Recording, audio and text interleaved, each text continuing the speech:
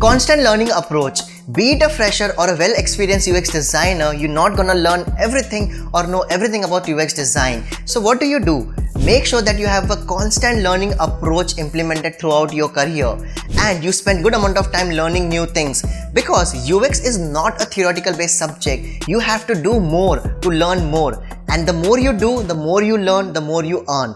Your learning and your earning is going to be directly proportional to each other, because of the amount of knowledge that you have will directly make you the amount of money that you want in your life and the way you use it. So make sure that learning has to be your constant approach throughout your journey. Also, UX design is a vast career umbrella. I have bifurcated and made a mind map for every single thing that you should know about UX, UI and communication skills that is required for the same. And here's a mind map on the top, and you can also find the link for that Miro board in the bottom description. Don't overthink, just get started. If you have kickstarted your design career as a fresher or for someone who is from not a design background, you'll always be uncomfortable to face that problem statement and actually kickstart with the solving of the same. So make sure that you have to get started anyway, and the moment you start doing something for that problem statement, the solution will slow and steadily take its shape. So don't ever avoid the problem statement, don't do procrastination, don't find reason to avoid solutioning. Make sure that you start in the very first place. Also do remember that if you don't start the journey, you're not gonna reach anywhere. So kickstart your solution anyway. The best way to overcome imposter syndrome is to first accept the fact that you're a learner and you're not an expert, and there are something that you can make mistake with. There are so many things that you don't know, but you have willingness to learn. Always take the criticism in the most constructive and positive manner as you can. Never be demotivated with anything, because you're in a learning phase and you're not a master. At the same time, if you want to face stakeholders, make sure that all the design solution that you do has enough data or research to back it up. Don't be just like, because I wanted to do it or because I like it, I did it. No man, just tell that I did competitive analysis, I did user research, I have so many data points that helped me derive this solution and helped me take this decision for the solution. The moment you have a lot of data backing you up for your decision, you'll never be underconfident. In this ever-evolving world where the technology is changing every single day, every single month, do not wait for that final perfect product that you would want to launch into the market.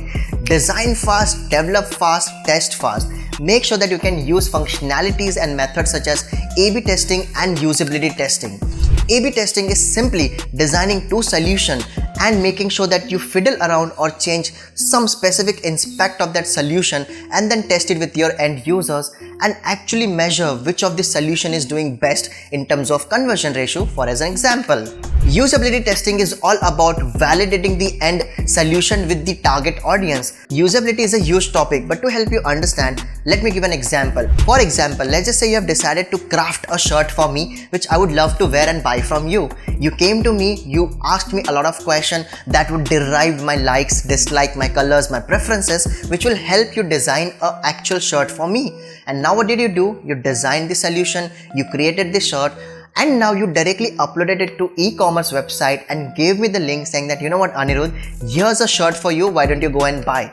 Now just try to understand that the success and the failure rate of this solution is going to be 50-50, because you took all the essential information that is required to create that shirt, but you did not validate the same with me. You did not let me use it, you did not take feedback on the same or the final product. So there's high chances of failure also, right? I might not want it, but on the very same page, if you just came back to me that, this is the prototype of the shirt that I'm designing for you, can you please take and give your feedback so I can learn from it and I can implement. Same what goes with usability testing. You have a solution for your end user, so without talking to that end user, without taking feedback from that end user, don't ever put that solution live into the market as a website or a digital app.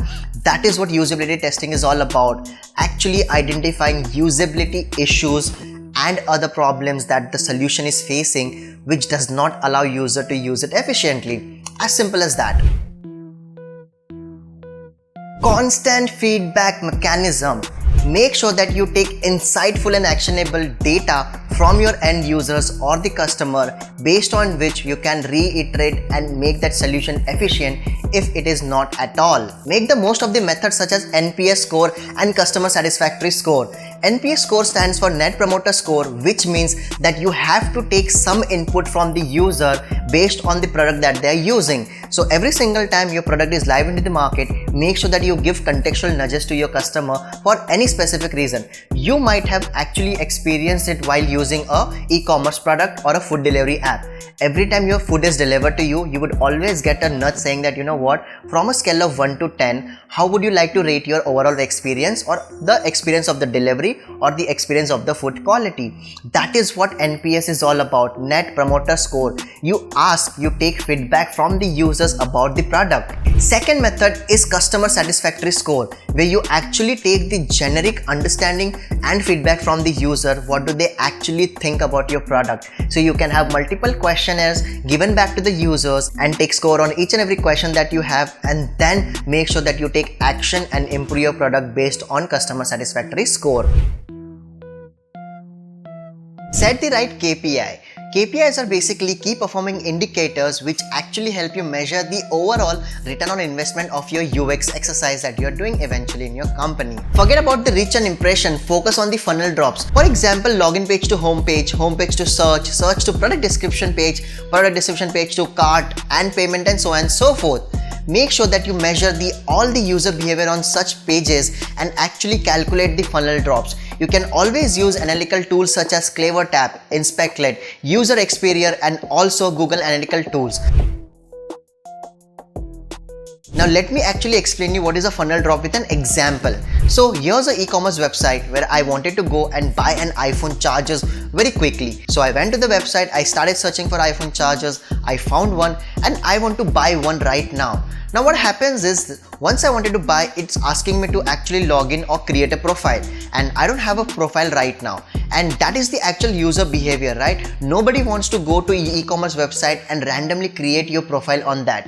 Every time you want to buy a product, you make the decision to purchase a product, only then you would go forward and provide your details such as login details, phone number, email ID, or OTP. So now that I wanted to buy this product, I went ahead and provided my details. So it asks me for email ID, it also asked me for phone number, but unfortunately I got a very bad experience because this website wanted to actually verify my email ID as well as my phone number before I can actually get started and make the payment for the product. So what happened is, it took a couple of minutes for the OTP to come to my email ID. I did the verification, then again it sent OTP to my phone number, which again took a couple of minutes, which has to be within couple of seconds, right?